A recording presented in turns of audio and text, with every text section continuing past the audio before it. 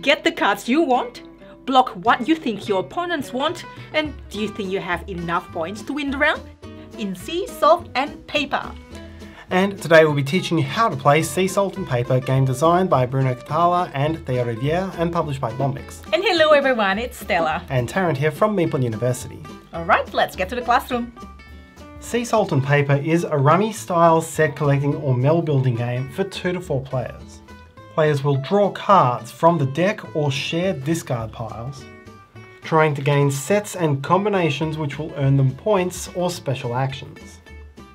Players must watch their opponents and choose the right time to go out of the round, since it only takes 7 points to end a round, but there are many more ways to score if you time your ending just right. Over multiple full rounds of play, whoever scores the most points will be the winner. To set up for a round, simply shuffle the face down draw deck and then deal 2 separate cards face up. These will form the start of the 2 discard piles. Players do not take any cards to hand. Choose a first player and you're now ready to play. The round is played in turns, clockwise around the table, and on each turn you'll gain 1 new card and add it to your hand. There is no hand limit. Your options are to draw the top 2 cards from the face down draw deck, look at them, choose 1 to add to your hand and to discard the other face up to either discard pile. Your other option is to take the top card from either discard pile. It is possible that a discard pile could be made empty by this action, and if there is an empty discard pile, then the next time someone draws 2 from the face down deck, the card they discard must go to that empty pile. You'll be trying to collect certain combinations of cards to score points, and you'll always want to keep a running tally in your mind of how many points you have in your hand. There are several different types of cards which I'll go through now. Anchors, penguins, shells and octopi are called collector cards, and they all show this string of numbers along the left-hand side. A set of these is worth points based on how many you've collected. So, for example, if I have 1 shell, it's worth 0 points. 2 shells is worth 2, 3 shells is worth 4, and so on. If this were your hand, the collector cards would be worth a total of 7 points.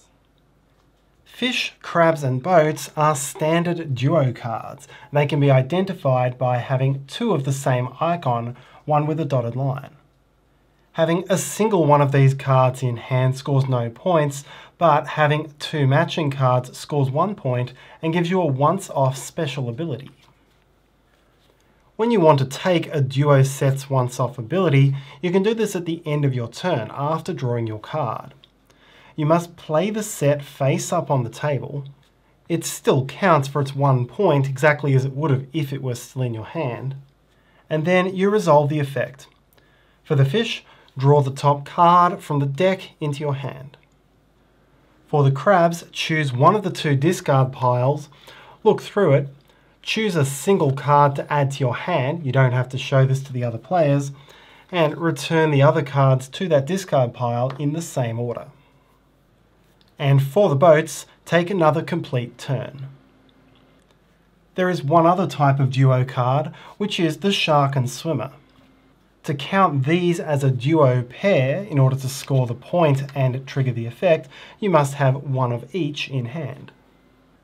When you play a shark and swimmer duo set for its effect, the immediate effect is to choose one other player and steal a random card from that player's hand.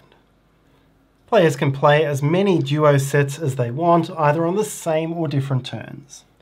They don't have to be played immediately. You can keep the set in your hand until it's most opportune to play it. Once a duo set is played, it stays face up on the table in front of you. It is immune to being stolen by other players, and all of your face-up cards will score exactly the same way as they would have if they were still face down in your hand. These 4 unique cards are points multipliers, and they combo with the other types of cards you might have in your hand, scoring 1 point per fish, 2 points per penguin, 3 points per anchor, or 1 point per boat.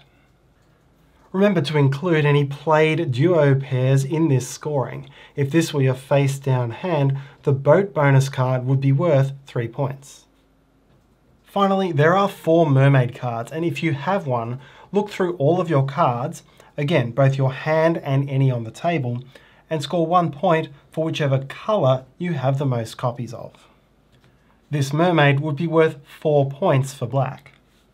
Each mermaid must score a different colour, so if I gained this mermaid, it would score 3 points for the light orange. Remember to treat the mermaid's white as its own colour. This one could score 3 points for the whites. Players may continue taking turns around the table for as long as they want, but as soon as any player has at least 7 points in hand, they may choose to end the round at the end of their turn. This may be done in one of 2 ways, either by saying stop or saying last chance. If the round ends with stop, all players reveal their hands, combine them with any played duos, and score the full amount of points they've collected. Track all players' scores on your own score sheet. There's not one that comes with the game. If, on the other hand, a player triggers the end by calling last chance, then they are betting that they have the highest scoring hand and will still have the highest scoring hand after each other player takes one more complete turn. When you call last chance, immediately reveal your hand so players can see how much you've scored.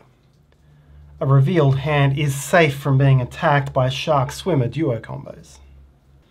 Each other player takes one more complete turn and ends that turn by also revealing their cards face up. Once all are revealed, you'll count up the scores. If the player who triggered last chance has the highest or equal highest score, then that player wins the bet. That player scores full points for the hand, plus 1 bonus point for each card of the most common colour. Remaining players do not score their hands, they score only that colour bonus. That is 1 point for the card of the most frequent colour. You can see how significant a swing this can be to the game. If this were a stop finish, the scores would be 7, 4, 4 and 4.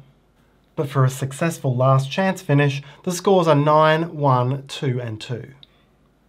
If, on the other hand, there are any opponents who have a strictly higher score than the player who made the last chance bet, then the bet is lost. That player does not score their hand, instead they score only that same colour bonus of 1 point per card of the most frequent colour, and all opponents score the full normal points for their hands. Although it's rare, the other way a round can end is if the draw deck is empty at the end of any player's turn. In that case, the round simply ends and nobody scores.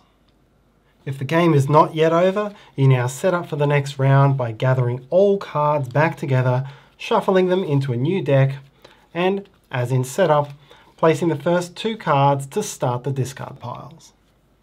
Play then begins from the next player clockwise from whoever ended the previous round. The game ends at the end of the round in which someone reaches the target score, which is 30 points in a 4-player game, 35 in a 3-player game, or 40 in a 2-player game. Multiple players may meet that condition in the same round. Whoever has the most points at the end of that round is the winner. In the case of a tie, whoever scored most points in the final round breaks the tie. However, even if you've fallen a long way behind, no one is ever truly out of the game. Because if, in any round, a player ever holds all 4 mermaids, then reveal those cards and you win the entire game immediately. And that's how to play Sea Salt and Paper. Thanks so much for watching. Your like and comments are much appreciated. Subscribe to see what's coming and hopefully you have a wonderful day. See you next time.